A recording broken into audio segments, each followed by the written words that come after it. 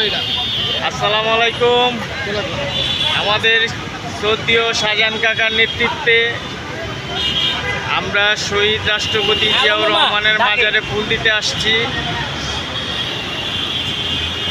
নতুন নির্বাচিত আমাদের শাহজাহান কাকা, তার নেতৃত্বে আমরা সবাই এলাকার 11 নম্বর ওয়ার্ডের এই আমাদের তারা কাকা, বিশিষ্ট সমাজসেবক।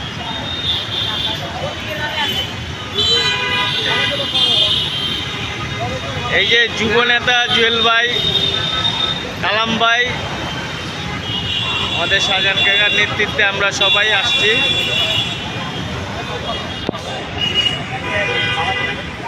দাঁড়াও কাকা।